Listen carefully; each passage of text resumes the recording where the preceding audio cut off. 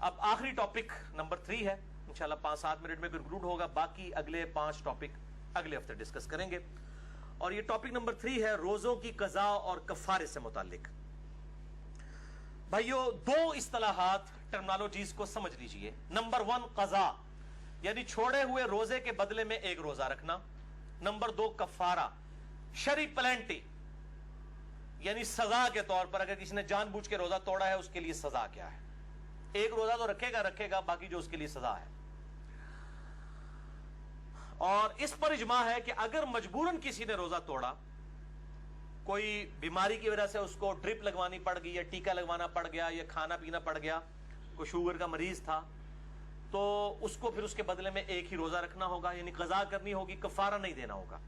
اسی طریقے سے عورتوں کے ساتھ حیض والا مینسز والا ایشو ہوا، اس کے بدلے ایک ہی روزہ رکھیں گی. بخاری اور مسلم کی متفق علیہ حدیث ہے مشکات میں 2032. اما عائشہ کہتی ہیں نبی صلی اللہ علیہ وسلم ہم عورتوں کو حیض کی حالت میں چھوڑے ہوئے روزوں کی قضا کا حکم دیتے تھے اور نمازوں کی قضا کا حکم نہیں دیتے تھے. تو روزوں کی قضا ان دنوں میں جو روزے چھوٹے ان کی قضا کرنی ہوگی. اور میں نے بتایا کہ افطار سے 1 منٹ پہلے بھی اگر کسی کے ساتھ ایسا معاملہ ہو گیا تو وہ روزہ اس کا وہ والا ٹوٹ جائے گا آٹومیٹیکلی. لوگ پوچھ رہے ہوتے ہیں اور وہ ایک روزے کی قضا بعد میں کرے گی. اور اس قضا کے معاملے میں یہ لوگ کہتے ہیں نہیں جی وہ گرمیوں کے روزے گرمیوں میں ہی قضا کریں اور جناب اگلے سال سے پہلے قضا کر لیں. ایسی کوئی شرط نہیں ہے اسلام میں. اگر کوئی شخص گرمیوں میں چھوٹے ہوئے روزوں کی قضا سردیوں میں بھی جا کے کر لے، لا یکلف اللہ نفسا الا وسعها، اور اس کی دلیل میں بخاری اور مسلم کی حدیث مشکات میں 2030. اما عائشہ کہتی ہیں کہ جب مجھ پر رمضان کے روزوں کی قضا ہوتی تو میں صرف شعبان میں وہ روزے قضا کیا کرتی تھی. اور راوی یحییٰ بن سعید کہتے ہیں آپ صلی اللہ علیہ وآلہ وسلم کی مشغولیت کی وجہ سے، یعنی ازدواجی تعلق کے اعتبار سے چونکہ شعبان میں آپ صلی اللہ علیہ وسلم نفلی روزے رکھتے تھے تو اما عائشہ کو موقع مل جاتا تھا کہ وہ اپنے روزوں کی قضا کر لیں، کیونکہ بیوی جو ہے وہ خاوند کی اجازت کے بغیر نفلی روزہ نہیں رکھ سکتی. وہ حدیث ہے اگلی صحیح مسلم کی مشکات میں ہے 2031. آپ صلی اللہ علیہ وآلہ وسلم نے فرمایا کسی عورت کے لیے اپنے خاوند کی اجازت کے بغیر نفلی روزہ رکھنا جائز نہیں، اور نہ اس کی اجازت کے بغیر گھر میں کسی کو آنے کی اجازت دینا. یعنی کوئی بیوی کے جی میرا رشتہ دار ہے، خاوند کی اجازت کے بغیر نہیں، اور نفلی روزہ نہیں رکھے گی. اس سے یہ بات پتہ چلی کہ یہ جو پبلک میں مشہور ہے کہ میاں بیوی صرف رات کے وقت ازدواجی تعلق قائم کر سکتے ہیں، یہ بالکل باطل ہے. اما عائشہ تو کہہ رہی ہے کہ میں روزہ بھی نہیں رکھ سکتی تھی آپ صلی اللہ علیہ وسلم کی مشغولیت کی وجہ سے. تو دن کے وقت بھی ازدواجی تعلق قائم کرنا نہ صرف جائز بلکہ سنت مبارکہ ہے بخاری اور مسلم کے کانٹیکسٹ میں. اب دوسری صورتحال کہ کوئی جان بوجھ کر روزہ توڑ دے، ایسی صورت میں قضا کے ساتھ کفارہ بھی ہوگا. اس کانٹیکسٹ میں بڑی مشہور حدیث ہے بخاری اور مسلم کی مشکات میں 2004. ایک آدمی حضور صلی اللہ علیہ وآلہ وسلم کے پاس حاضر ہوا کہ یا رسول اللہ صلی اللہ علیہ وسلم میں مارا گیا، میں نے روزے کی حالت میں اپنی بیوی کے ساتھ ازدواجی تعلق قائم کر لیا، روزہ میرا ٹوٹ گیا، میں کیا کروں؟ آپ نے فرمایا کہ کیا تیرے پاس کوئی غلام ہے کہ اسے آزاد کرے؟ یہ پہلا آپشن ہے، اور ترتیب بھی یہی ہوگی، یہ آپشنل نہیں ہے 3 میں سے 1 بلکہ یہی ترتیب ہوگی. میں نے کہا یا رسول اللہ نہیں ہے. فرمایا کیا تو 2 ماہ کے مسلسل روزے رکھ سکتا ہے؟ عرض کیا نہیں یا رسول اللہ صلی اللہ علیہ وسلم 2 ماہ کے نہیں رکھ سکتا. ہم بھی نہیں ظاہر رکھ سکتے. فرمایا کیا تم 60 مساکین کو کھانا کھلا سکتے ہو؟ اس سے یہ بات پتہ چلی کہ 60 مساکین ایکویلنٹ ہوئے 60 روزوں کے، تو مسکین کو پھر 1 وقت کا ہی کھانا کھلایا جائے گا، 2 وقت کا نہیں. یہ لاجیکل آنسر ہے. تو اس نے عرض کیا نہیں، تو فرمایا تم بیٹھ جاؤ. اتنے میں کوئی شخص جو ہے وہ کھجوروں کا بھرا ہوا ٹوکرا آپ صلی اللہ علیہ وسلم کے پاس تحفتاً لے کے آیا. آپ صلی اللہ علیہ وآلہ وسلم نے وہ جو ٹوکرا تھا اس کی وجہ سے آپ نے فرمایا کہ وہ روزہ توڑنے والا کدھر گیا، اور اس کو بلا کے کہا یہ ٹوکرا تو لے جا اور اس ٹوکرے کو مدینے کے غرباء میں تقسیم کر دے تو روزے کا کفارہ ادا ہو جائے گا. تو وہ آگے سے کہنے لگ پڑا کہ اللہ کی قسم پورے مدینے میں مجھ سے بڑا غریب کوئی ہے ہی نہیں ہے، سب سے زیادہ غریب میں ہوں.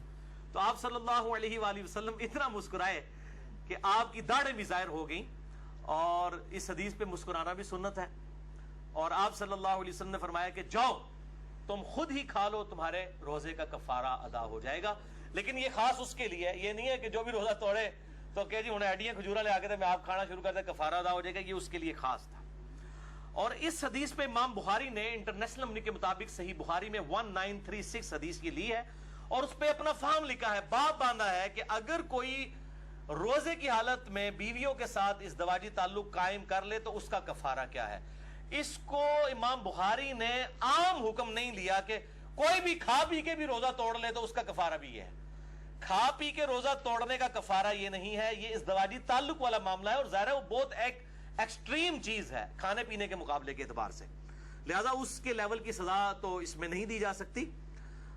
لہذا اسی طریقے سے جو ہینڈ پریکٹس والا ایشو ہے اس پہ بھی سزا نہیں اپلائی کی جا سکتی, وہ بہت ایکسٹریم معاملہ ہے جو ازدواجی تعلق کا ہے, اور اسی پہ ہی اجماع ہے کہ وہ پھر 60 روزوں والا معاملہ یہ 60 مساکین والا کرے گا. عموماً لوگ 60 مساکین والا ہی کرتے ہیں, اور یہ 60 مساکین والا دونوں کی طرف سے ہوگا, مرد کی طرف سے بھی عورت کی طرف سے بھی. یہ بات اتنے بولے ہیں, یہ بھی پوچھ رہے ہوتے ہیں کہ جی ایک کی کھلا دیں, دو نہ توڑیا بھائی, ایک نہیں ٹوٹیا, دو نہ ٹوٹیا. یہ 60 اور 60 120 بنیں گے, اور وہ اپنے اپنے حصے کے دیں. اگر کوئی وہ اس اعتبار سے خیرات کرنا چاہتا ہے تو وہ ضرور کرے. باقی اگر کسی نے اس حدیث کے اعتبار سے کوئی رزلٹ نکالا ہے اجتہاداً کہ آپ صلی اللہ علیہ وسلم نے اس کو یہ فرمایا, تو اس میں بعض اوقات چیزیں امپلائیڈ ہوتی ہیں کسی معاملے میں کہ جس نے روزہ توڑنے کا مسئلہ پوچھا ہے تو وہ اس طریقے سے. جو ملی بھگت سے معاملہ ہوا ہے اس میں تو ظاہر دونوں کو رکھنے چاہیے, اگر کسی نے زبردستی والا معاملہ کیا ہے تو پھر صرف مرد کو رکھنا چاہیے. اور بہرحال اس حوالے سے اجتہاداً کوئی بھی ایشو اڈاپٹ کیا جا سکتا ہے. اب رہا کھا پی کے روزہ توڑنا, تو اس کے بارے میں ایک ضعیف روایت ملتی ہے اور اس کو سپورٹیو ایک تابعی کا صحیح قول بھی ہے. پہلے ضعیف روایت سن لیں. یہ روایت جو ہے وہ مقطوع ہے, مرسل ہے, چھوٹا ہوا واسطہ ہے اس کا. المصنف ابن ابی شیبہ میں انٹرنیشنل نمبر کے مطابق 9774 سعید ابن مسیب تابعی کہتے ہیں کہ آپ صلی اللہ علیہ وآلہ وسلم کی خدمت میں ایک آدمی حاضر ہوا اور اس نے کہا یا رسول اللہ میں نے کھا پی کر روزہ افطار کر لیا ہے, توڑ دیا ہے, تو میں کیا کروں؟ تو فرمایا کہ صدقہ کر, اللہ سے استغفار کر, اور اس کے بدلے میں ایک روزہ رکھ لے. لیکن یہ روایت ضعیف ہے. البتہ اس کو سپورٹیو ایک تابعی کا قول صحیح سند کے ساتھ المصنف ابن ابی شیبہ میں اسی سے 5 نمبر آگے ہے, 4 نمبر آگے. المصنف ابن ابی شیبہ میں 9778 سعید ابن جبیر تابعی رحمہ اللہ تعالی سے پوچھا گیا کہ جو رمضان کا روزہ جان بوجھ کر کھا پی کر توڑ لے تو کیا کرے؟ تو انہوں نے کہا کہ وہ توبہ اور استغفار کرے اور اس کے بدلے میں ایک روزہ رکھ لے.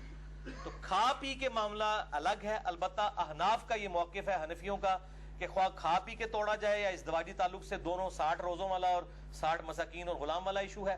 البتہ محدثین کی اکثریت کا یہی موقف ہے کہ کھا پی کے معاملہ الگ ہے, اور وہ بھی جو ہے وہ استغفار بھی اسی صورت میں ہے اگر کسی نے جان بوجھ کے کیا, اور اگر کسی نے مجبوراً بیماری کی وجہ سے کیا تو صرف ایک روزے کی قضا کر لے, اور اگر اس پر قادر نہیں ہے تو ایک جو ہے مسکین کو ایک وقت کا کھانا کھلا دے فدیے کے طور پہ. انشاءاللہ اگلی دفعہ 5 پوائنٹس ڈسکس کروں گا. اللہ تعالیٰ سے دعا ہے جو حق بات میں نے کہی اللہ تعالیٰ ہمارے دلوں میں راسخ فرمائے. اگر جس بات میں میرے منہ سے کوئی غلط بات نکل گئی تو اللہ تعالیٰ ہمارے دلوں سے محو کر دے. ہمیں کتاب و سنت کی تعلیمات پر عمل کر کے دوسرے بھائیوں تک پہنچانے کی توفیق عطا فرمائے. سبحانک اللہم و بحمدک اشہد ان لا الہ الا انت استغفرک و اتوب الیک وما علینا الا البلاغ المبین. جزاکم اللہ.